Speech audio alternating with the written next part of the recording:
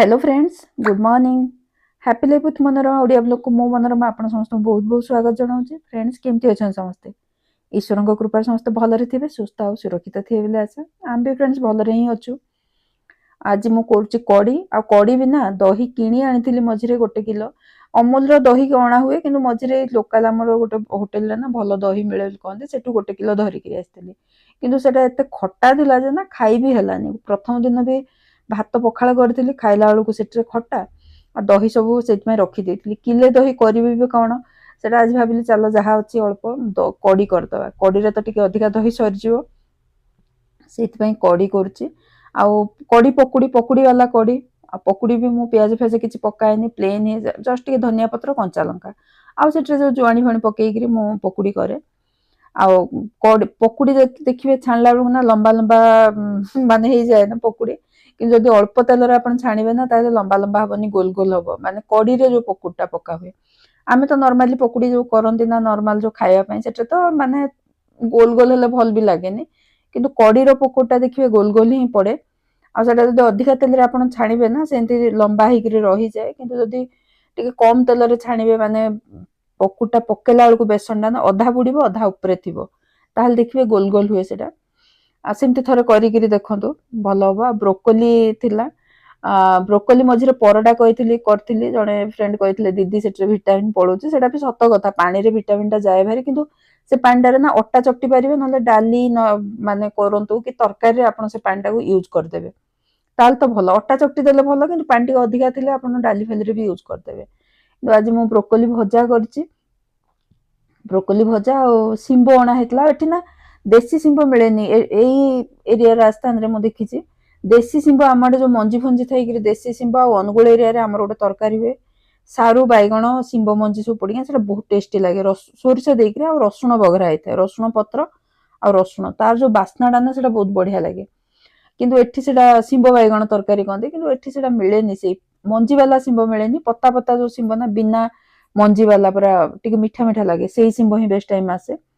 आउ गोटे शिंब आसे गोटे गोटे मंजी थी कि से पत्ता शिंब थिला जेहेतु ताकू पियाज देकर भाजी देछि सोरष फोरष किसी ना खाली पियाज आ शिंब से भी भल लगे नॉर्मली भाजी देले मो कड़ी हो गला कड़ी रे लास्ट रे टिके घी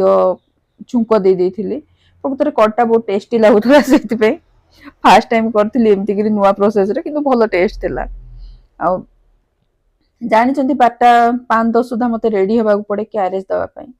क्यारेज देकर आसला लगे आज काम तो सरीगला क्यारेज दिया काम सरले बहुत बड़ काम सरीगला मोर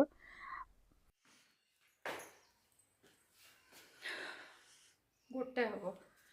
एबे मो कपड़ा सुखाई जाऊँ सका ना वर्षा होता काली भी वर्षा काली नहीं पोर दिन वर्षा होता काली मेघुआ पूरा करथिला आज सकाळु भी वर्षा सकाळु उठला बेलू ना बाहरटा पूरा उदा होता कपड़ा डाउट पकई नी है भी क्यारेज देकर नसले भी सुखे आसी होनी एबे सुखे दे न सुखिले पुणी रूम रे पकईदेवी आनिक छात्री भी पानी काली भी पत्र पत्र पड़ा सब टीना को गली टे ऊपर घरटा पोछ ना कि छातटा ओल्ले दे कारण मत गाधे आसिक पूजा कला बेलू देखिली पुणी ओल्लेबी केतबेले तू ओल्ले दे टिके से तार ओल्ले देथिला काली एटा नेक्स्ट डे रो वीडियो आ नेक्स्ट डे कौन है क्यारेज दे जिबा माने रोसई करनी सकाळु गाधुआ पाधुआ सब सरी जाइतिला आउ टिके गाजर मूला आचार करी बोली बाहर रखी मूला गाजर आचार पाई सेटा अल्प अल्प ही करे बेसी करूनी अल्प सले पुणी करुच्ची एबे तो लाल गाजरटा मिलूची आस्ते आस्ते मिलवा कम हो एबे भी एठी मिलूची लाल गाजरटा आ अंडा काली अणा होता अंडा धोईक रखी जान न धोइले मु रखेनी से धोइबा कथा भी अपरिष्कार लगे बिना टिके धोईक काली ही छाणिकी रखीदी कि भितर रखी नी आ मु अंडा कभर जो रखते ना फ्रिज फ्रिज रे मुझे ना मो पाखे बास्केटारे ही मु रखे पाखापाखि कौन 27टा अंडा से रही जाए कहीं आने मु गोटे ट्रे अणा हुए जब आनले भी से 27टा रहे आ 3टा बड़ी जाए जब 3टा खाई दिखाई 3-4टा मान से ही जाए मोर से कम चलचे फ्रिज रो डोर रे मुझे बास्केटा को रखीदिए आबे मटर आसची लास्ट एबे मटर माने फेब्रुआरी मास रे ही मटरटा भल आसे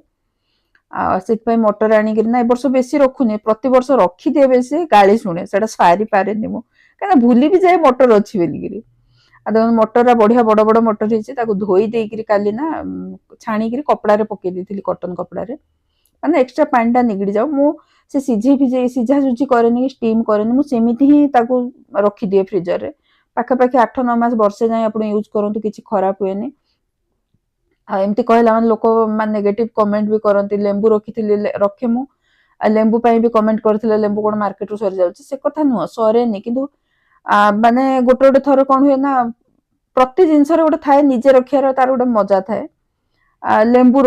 ମାନେ ରଖେ, ଅଦା ବି ଯଦି ଶସ୍ତା ମିଳିଲା ମୁଁ ସେମିତି ରଖେ। ମଟର ତ ବର୍ଷ ପାଇଁ ମୁଁ ରଖିଦିଏ, ବର୍ଷ ସାରା ପାଇଁ, କିଛି ଖରାପ ବି ହୁଏନି। ଆପଣ ଯାହା କରନ୍ତୁ ମଟରରୁ, ମାନେ ମଟର ଦୋସା କରନ୍ତୁ, ଆଉ ନଗେଟ କରନ୍ତୁ, ଯାହା ବି କରନ୍ତୁ ମଟର ଡିସ୍, ଆପଣ ତ କିଣିକିରି ଏତେ, ମାନେ ମନେକର ଇଚ୍ଛା ହେଲା କେତେବେଳେ ଆପଣ ଫ୍ରୋଜନ ମଟର ଆଣିକିରି କରିବେ, ଆଉ ଏଇ କେତେଟା ଡିସ୍ ଥାଏ ନା ଆପଣ ମାନେ ଯୋଉ ଶୁଖିଲା ମଟର କରିପାରିବେନି ତାକୁ ବତୁରେଇକିରି, ଆପଣଙ୍କୁ ଏଇ କଞ୍ଚା ମଟର ହିଁ ଫ୍ରୋଜନ ମଟର ଦରକାର। ତାହେଲେ ଯଦି ନିଜେ ରଖିପାରିବେ କାହିଁ ନ ରଖିବେ,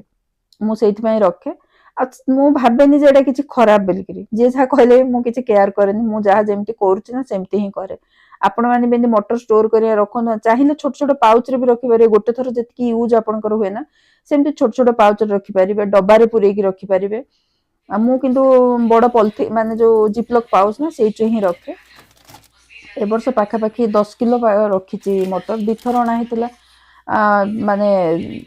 4-5 କିଲୋ ଲେଖା 2-3 ଥର ଅଣା ହେଇଥିଲା, ସେଠୁ ଯାହା ଖିଆ ହେଲା ଆଉ ମୁଁ ରଖିଦେଇଛି, ଏତିକି ହିଁ ଏ ବର୍ଷ ରଖିଛି, ବେଶୀ ରଖିବିନି। ଆଉ ଏତିକି ହିଁ ମତେ ସାରିବାର ଅଛି ମଟର। ସେ ଦିଟା ଏଇଟା ଆଗରୁ ରଖିଛି, ଆଉ ଏଇ ଯୋଉ 2ଟା ପ୍ୟାକେଟ ନା ଏବେ ପୁରେଇଲି, ଗୋଟେରେ ଅଧା ହେଇଛି, ଗୋଟେରେ ଫୁଲ କିନା, ମାନେ ରଖିକିରି ତାପରେ କ୍ୟାରେଜ ଦେଇକିରି ପଳେଇ ଆସିଲି। କ୍ୟାରେଜ ଦେଲା ପରେ ବି ଆଜି ଟିକେ କାମ, ମାନେ ଏବେ ନା ଶୀତ କମିଲାଣି, ବ୍ଲାଙ୍କେଟ ଘୋଡେଇ ହେଲେ ଗରମ ଲାଗୁଛି, ସେଇଥିପାଇଁ ନା ବ୍ଲାଙ୍କେଟ ମାନେ ରିଆ ପାଇଁ କରିଥିଲି, ସେ ଯୋଉ ବଟନ ବାଲା କରିଥିଲି ନା, ସେଟା ରିଆକୁ ଦେଇଥିଲି ସେ ବ୍ଲାଙ୍କେଟଟା। ଆଉ ମୋ ବ୍ଲାଙ୍କେଟ ପରେ ଯେତେବେଳେ କାଢିଲି ନା, ମତେ ଅଳସ ଲାଗିଲା କରିବା ପାଇଁ, ନର୍ମାଲି ଷ୍ଟିଚ୍ କରିଦେଇଥିଲି। ମୁଁ କଣ କରେ ନା, ମୋଟା ଛୁଞ୍ଚି ଏ ଯୋଉ ସୂତା ପୁରେଇକିରି ନା, 4 କୋଣରେ ଆଉ 8ଟା ଜାଗାରେ ମୁଁ ଷ୍ଟିଚ୍ କରିଦିଏ, ଗୋଟେ ଗୋଟେ ଷ୍ଟିଚ୍ ମାରି ଦେଇଥାଏ, ହେଲେ କମ୍ବଳଟା ଆଉ ଏପଟ ସେପଟ ହବନି, କଭର ଭିତରେ ରହିବ ଭଲ କରି। ଆଜି ସେଥିପାଇଁ କମ୍ବଳଟା ଖୋଲିଦେଲି, କମ୍ବଳଟା ମାନେ ଡ୍ରାଏ ୱାଶ ଦେବା ବି ଦରକାର ନାହିଁ, କାହିଁକିନା କଭର ଥିଲା, ତାକୁ ଭଲ କରି 2 ଦିନ ଶୁଖେଇ ଦେଇକିରି ମୁଁ ତାକୁ ଭିତରେ ରଖିଦେବି, ଫୋଲ୍ଡ କରି, ମାନେ ଷ୍ଟୋର କରିବି। ଆଉ ଏଇ କଭରଟା ହିଁ ଏବେ ଘୋଡେଇ ହବ, କାହିଁକିନା ଏଇଟା ଭେଲଭେଟର କଭରଟା ନା, ଉଷୁମ ବଢିଆ ଗରମ ରହେ। ବହୁତ ଜଣ ଫ୍ରେଣ୍ଡ ପଚାରିଥିଲେ ଯେ ଦିଦି ସେ କଭରଟା କୋଉଠୁ, ମୁଁ ଫ୍ରେଣ୍ଡ ଲୋକାଲ ମାର୍କେଟରୁ ହିଁ କିଣିଥିଲି, ଏଠୁ 800 ଟଙ୍କା ଲେଖା ନେଇଥିଲା, ଯୋଡେ କଭର କିଣିଥିଲି, ରିଆ ପାଇଁ ଗୋଟେ, ଆମ ପାଇଁ ଗୋଟେ, 800 ଲେଖା 1600 ଟଙ୍କା ନେଇଥିଲା ଦିଟାକୁ। ଆଉ ଯେହେତୁ ଡବଲ ଲେୟାର ଅଛି, ମାନେ କଭରଟା ନା 2 ପରସ୍ତ ଅଛି, ଭଲ ଗରମ ରହେ। ଏବେ ଏଇଟା ହିଁ ପଳେଇବ, ମାର୍ଚ୍ଚ ଯାଏ ଏଇଟା ହିଁ ଘୋଡେଇ ହବ। ଆଉ ମୁଁ ଯଦି ସେମ୍, ବହୁତ ଜଣ ପଚାରିଲେ ଲିଙ୍କ ପାଇଁ, ଯଦି ମତେ ସେମ୍ ପାଖାପାଖି ଏମିତି ଭେଲଭେଟ କଭର ଆମାଜନରେ ମିଳିଯିବ ନା, ମୁଁ ଡେସ୍କ୍ରିପସନରେ ଦେଇଦେବି, ଆପଣମାନେ ଯାଇକି ସେଠୁ ନେଇପାରିବେ। ଭଲ ହେଇଛି, କାହିଁକିନା ସଫା କରିବାକୁ ଡ୍ରାଏ ୱାଶ ଦେବାକୁ ପଡେ ବାରମ୍ବାର। ମୁଁ ତ କହୁଛି 1-1.5 ବର୍ଷ ଭିତରେ ନା ମୋର ଉଠିଗଲା ରେଟ୍, 2 ବର୍ଷ ଭିତରେ, କାହିଁକିନା ଗୋଟେ ଥର ଡ୍ରାଏ ୱାଶ ଦେବା ପାଇଁ ନା 400 ଟଙ୍କା ପାଖାପାଖି ଏଠୁ ନିଅନ୍ତି, 350-400 ନିଅନ୍ତି। ଆଉ 2ଟା ବ୍ଲାଙ୍କେଟକୁ ମତେ ସେମିତିରେ 700 ଟଙ୍କା ଗୋଟେ ବର୍ଷ ପଳଉଛି। ଆଉ ଏଠି ଯୋଉ ସ୍ୱେଟର ରଖୁଛି, କଣ ହେଇଛି ନା, ସ୍ୱେଟରରେ ଏବେ ସବୁ ସଫା କରୁଛି, ଆଉ ଫୁଲ ସ୍ୱେଟର ଦରକାର ନାହିଁ, ହାଫ ସ୍ୱେଟର ଟିକେ ଟିକେ କେତେବେଳେ କେମିତି ଦରକାର ହଉଛି। ଫୁଲ ସ୍ୱେଟର ଯାହା ଯେମିତି ହେଲା ନା, ୱାସିଂ ମେସିନ ମୁଁ ପକାଏନି ସ୍ୱେଟର, ହାତରେ ହିଁ ଧୁଏ, ସେଇଥିପାଇଁ 2-4ଟା ଲେଖା ଏକା ଗୋଟେ ଗୋଟେ ଦିନ ଧୋଇକିରି ଶୁଖେଇକିରି ତାକୁ ଉପର ସେ ଥାକରେ ଷ୍ଟୋର କରୁଛି, ତଳ ଆଡେ ଯୋଉଟା ୟୁଜ ବାଲା ରଖିଛି, ଆସ୍ତେ ଆସ୍ତେ ସେମିତି ସବୁ ସଫା ହେଇଗଲା ପରେ ନା ତାକୁ ରଖିବି ଯୋଉଠି ଷ୍ଟୋର କରିବା କଥା। ମୁଁ ବେସିକରି ମାନେ ଯୋଉ ଖୋଲା ଥାଏ ନା ସୁଟକେସରା, ଯୋଉଠି ଖାଲି ସୁଟକେସ, ସେଇ ଭିତରେ ହିଁ ରଖିଦେଇଥାଏ। ଆଉ ଗୋଟେ ଡ୍ରମ୍ ଅଛି, ଷ୍ଟିଲ ଡ୍ରମ୍, ସେଇଠି ହିଁ ରଖେ। ଆଜି କାମ ବହୁତ, ସେତିକି ସାରିକିରି ଆଇରନ୍ କଲି କପଡା। ଆଉ ଏଇଟା 2ଟା ସମ୍ବଲପୁରୀ ବ୍ଲାଉଜ ନା, ରିଚାକୁ କହିଥିଲେ ଆଣିଦବୁ, କଟକରୁ ସେ ଆଣିଦେଇଛି, ଗୋଟେ ବ୍ଲାକ୍, ଗୋଟେ ରେଡ୍, ଟିକେ ଲମ୍ବା ହାତ ଅଛି, ମାନେ କୋହୁଣି ଯାଏ ହାତ ଅଛି, ମତେ ଭଲ ଲାଗିଲା ସେଇଥିପାଇଁ କହିଥିଲି। ଆଉ ସବୁ ଆଇରନ୍, ମୋ ଶାଢୀ ବି ଏଇଟା ଗାଁରେ ପିନ୍ଧିଥିଲି ଘରେ, ସେଥିପାଇଁ ସବୁ ଆଇରନ୍ କରୁଛି। ଆଉ ଶାଢୀଟା ମୁଁ ନିଜେ ଆଇରନ୍ ନ କଲେ ମତେ ଭଲ ଲାଗେନି, କି ଆଇରନ୍ କଲେ ବି ମୁଁ ପୁରା ପ୍ରତି ଇଏରେ ମୁଁ ଭଲରେ ଆଇରନ୍ କରେ, ନିଜ କାମ ନିଜକୁ ଭଲ ଲାଗେ, ସୁନ୍ଦର ସେ ଯେମିତି ହେଇଥାଉ। ଆଉ ରିପେୟାରିଂ କାମ ବି ଟିକେ ଥିଲା, କାହିଁକିନା ମୁଁ 3ଟା ନୂଆ ନାଇଟି ଆଣିଛି, ରିଚା କିଣିଦେଲା। ଇଏ କହିଲେ ତୋର ତ ସବୁ ତୋ ଝିଅ ଦଉଛି, ବାପ ଘରୁ ଆଣିଲୁ, ସବୁ ତ ତତେ ଦଉଛନ୍ତି, ତୁ ଯୋଗାଡ କରିଦଉ ନିଜ ପାଇଁ ଜିନିଷ। 3ଟା ନାଇଟି ରିଚା ହିଁ ଆଣିଥିଲା ଜବରଦସ୍ତି, ମମି 3ଟା ନାଇଟି ଦେ। ଆଉ ସେଟା ଗୋଟେ ନାଇଟି ଆଜି ପିନ୍ଧିଲି, ସେ କାଲି ପିନ୍ଧିଲି, ସେଟା ମତେ କହିଲେ ଟିକେ ଲୁଜ ହଉଛି, ସେଥିପାଇଁ ଆଜି ମେସିନ କାଢିକିନା 3ଟା ନାଇଟି ଟିକେ ପ୍ରକୃତ ଟିକେ ଲୁଜ ବି ଥିଲା, ତାକୁ ସବୁ ସିଲେଇଲି, ଖରାବେଳେ ବସିକି ଏଇ କାମ ହିଁ କଲି। ଆଉ ଆଜି ରିୟା ନାହିଁ ଭିଡିଓରେ, ଆଉ ଅନ୍ୟ ଭିଡିଓରେ ଆପଣମାନଙ୍କୁ ତା ସହିତ ଦେଖା କରିଦେବି, ମାନେ ଦେଖିବେ ସର୍ଟ ଭିଡିଓ ରହୁଛି କିନ୍ତୁ ଟିକେ ନାହିଁ। ଆଉ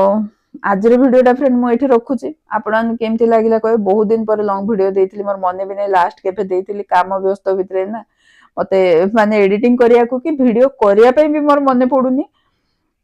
କରିନଥିଲି ବହୁତ ଦିନ, ସେଇଥିପାଇଁ ଭାବିଲି ଚାଲନ୍ତୁ ଆଜି ଗୋଟେ ଲଙ୍ଗ ଭିଡିଓ ବହୁତ ଇଏରେ ମୁଁ ଆଜି ଏଡିଟିଂ କରିକି ଯେମିତି ଥିଲା ଆଜି ଗୋଟେ ଲଙ୍ଗ ଭିଡିଓ ଦେଇଦେବି ଫ୍ରେଣ୍ଡ ମାନଙ୍କ ପାଇଁ, ସେୟାର କରିବି। ପୁରା ଦି ଦିନର କାମ, ମାନେ ଗୋଟେ ଦିନ ବି ନାହିଁ। ଫାଷ୍ଟ ନ କଣ ହେଲା ନା, ମୁଁ ମାନେ କାମ ବ୍ୟସ୍ତ ଭିତରେ ଏପଟ ସେପଟ ହେଇକି ଭିଡିଓ କରିପାରିନଥିଲି, ଆଜି ତାପରେ ଯାହା କରିଛି। ଆଉ ଆଜି ପାଇଁ ଫ୍ରେଣ୍ଡ ରହିଲି, ଅନ୍ୟ ଏକ ଭିଡିଓରେ ପୁଣି ନିଶ୍ଚୟ ଦେଖାହବ। ନମସ୍କାର, ଜୟ ଜଗନ୍ନାଥ।